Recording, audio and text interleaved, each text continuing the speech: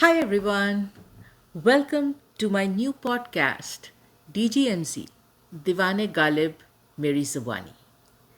This is the introduction episode for this podcast. We are going to use this episode to share with you the inspiration and motivation behind this podcast.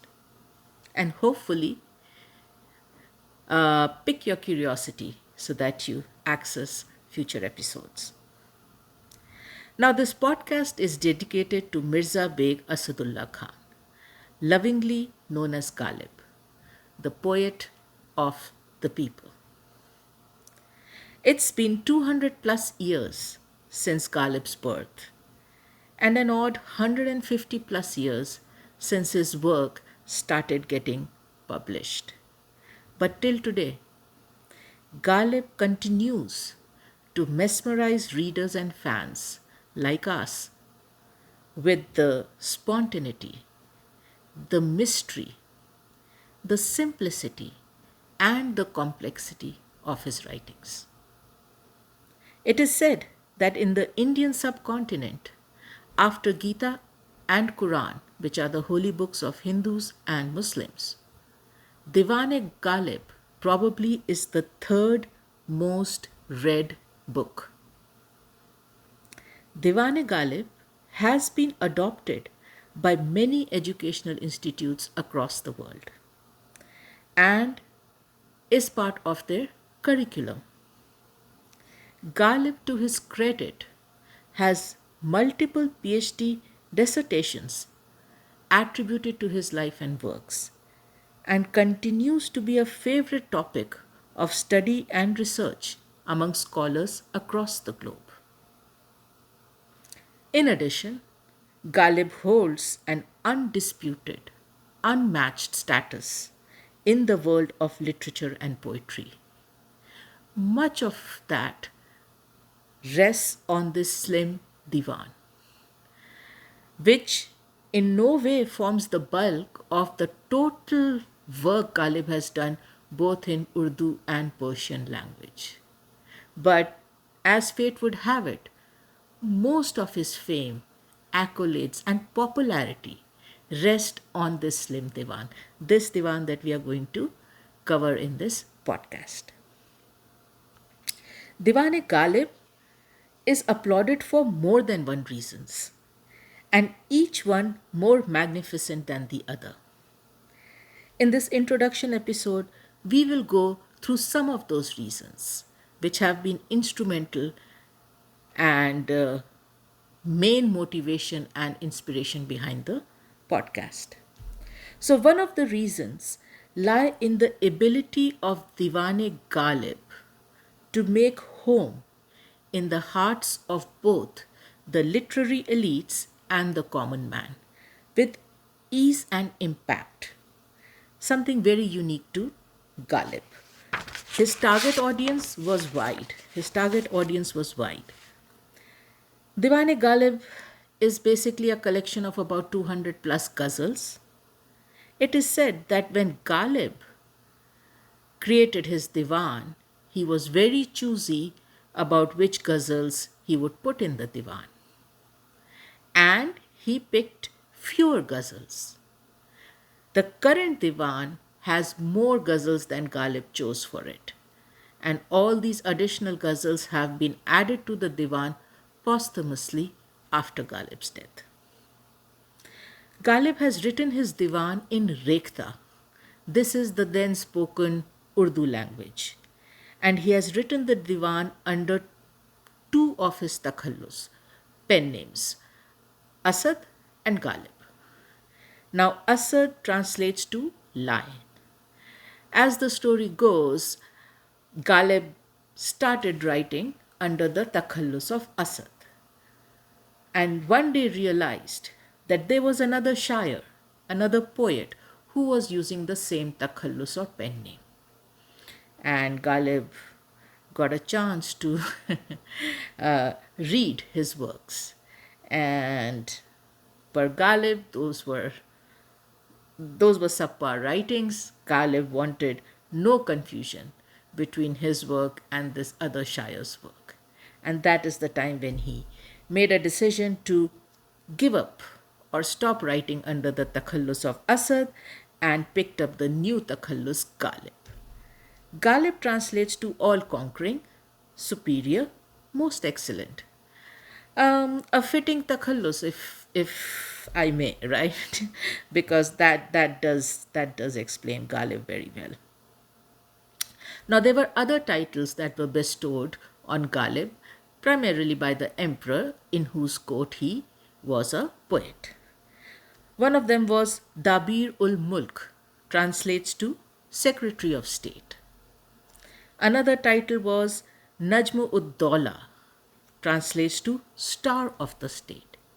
And then there was another one, Mirza Nosha.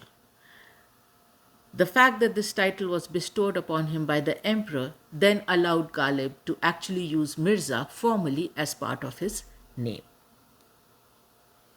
Now, in Ghalib's time, Urdu poetry, ghazals, had a very common theme. And the theme was unrequited love and the detailing and expressing of the pain and anguish associated with it. Now, a lot of Ghalib's work, especially in the Divan, is focused on this common mainstream theme of unrequited love and the pain and anguish. But Ghalib expanded his repertoire to include other unique themes in his Divan and writings. Themes around mysticism, themes around philosophy, and themes around various mysteries of life and death. And hence, Ghalib, with equal ardor and exquisite detail, covered topics above and beyond unrequited love and the pain and anguish associated with it. This has made Ghalib's writings and his ghazals a very heady concoction. His ghazals feed all your senses. They speak to all your senses. And it is an absolute delight to lose yourself in this heady mix because it covers so many topics. It covers so many topics.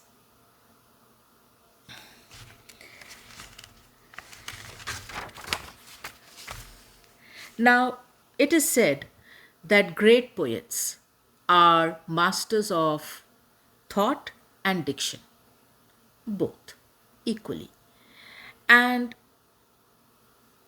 we cannot think of a better embodiment of this statement than Ghalib. Ghalib was a maestro with words. Many of his peers back then, and scholars till date, struggle to decipher the complex mazes, labyrinths, and word complexes Ghalib has created in his writings. As a reader, one goes into these mazes eagerly and enthusiastically to decode them, unravel them, and if nothing else, just lose yourself in them. Through the Ghazal impressions that we will post on the DGMZ podcast, we will make an effort in unraveling and decoding these mysteries together with you. Now, Ghalib's grasp of the language and its nuances, combined with his innovative style of writing, is a matter of great research and debate even today. With Ghalib, it was never only about the said, or by extension, the written. It was equally importantly about the unsaid, or by extension, the not written. So it wasn't only about what Ghalib wrote, but it was also about what Ghalib didn't write, but meant. And that is something very unique about Ghalib. But words alone do not make Ghalib Ghalib. Ghalib flooded his work with personal life experiences, sentiments, emotions, and feelings, the details of which were so astute, so intense, so real that despite the complexity of the language they were written in, they were embraced by the common man with open arms. Ghalib did not tell someone else's story. The story was his, and after you read it, it became yours. His power of observation was intense, and he missed no detail, no matter how small. And then he used this observation to fuel his power of imagination. His imagination, no matter how exaggerated, remained strongly anchored in reality, making everything he wrote relatable and believable. Now, another unique quality of Ghalib was the way he captured both eternal optimism and absolute loss in his poetry, two absolute ends of a very, very wide spectrum. When detailing dreams and desires, Ghalib would paint a vision so futuristic, so progressive and beautiful, strongly anchored in optimism, giving us a peek in all that could be, all that was possible. In fact, his poetry around topics of politics, religion, society structures is so progressive and futuristic that to this day, even after 1.5 century, one finds it relatable, plausible, and relevant to our times. So you can only imagine how futuristic his poetry would have sounded to people 150 years back. If we today find it relatable, plausible, and relevant. And then this was one end of the spectrum. On the other end, Ghalib, with equal finesse, will, will go on to detail the ultimate loss, the ultimate disillusionment, the ultimate disenchantment. And that was his way of capturing all that could be but didn't, all that was possible but didn't. He went on to detail the pain and grief associated with loss and lack, glorifying it, bringing a sense of pride and ownership to it, which is a very sharp contrast to the regular, usual style of detailing pain and grief. Ghalib relished, reveled, and admired the pain and the grief. He did not shun it like lot of other poets would. So, as a reader, like a pendulum, you would swing from one extreme to another, finding both ends relatable, believable, and real. Who else can make you swing like this? Sometimes in the same ghazal, sometimes in the same sher, other than Ghalib. Now, this next quality, which we are going to get into, of Ghalib, is one of the main reasons that has motivated and inspired the birth of DGMZ, Diwan-e-Ghalib, Meri, Zubaani. Now, in our years of reading and relishing Ghalib, we realized that whenever we came to a point where we believed that we had grasped the essence of the ghazal, we went ahead and shared it with a fellow Ghalib fan, we would inevitably discover that the other person had a different impression of the same ghazal. So one wonders, it is the same ghazal, we both have translated it, we both have understood it. Why am I having an impression different from the other person? Now, these differences could be subtle or they could be stark. But one thing is sure, they were never the same. They were never the same. And that is when you realize that Ghalib speaks differently to different people. Ghalib meets you exactly where you are, emotionally, spiritually, linguistically, and intellectually. Ghalib comes to you. You do not go to Ghalib. It's almost like this unsaid promise that Ghalib has with his readers that I will speak to you and meet you where you are.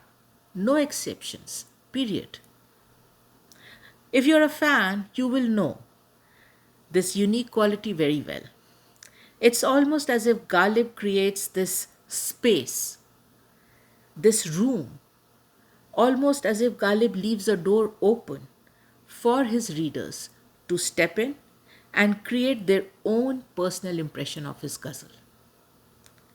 The reader can embrace the parts of his poetry they relate to and discard the parts that they do not relate to, and yet capture the essence of Ghalib's work.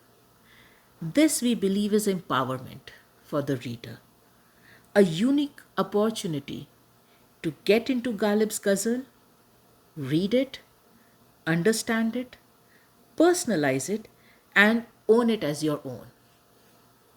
That is why Ghalib's poetry is not just another famous classic you should know and understand. It's a classic you own as yours. Like we said some time back, this is the main inspiration behind DGMZ podcast, where you as viewers and fellow Ghalib fans get to listen to a personal impression of a Ghalib ghazal from someone else other than you. A personal impression that will be colored with the experiences of the person behind it, us creators at DGMC.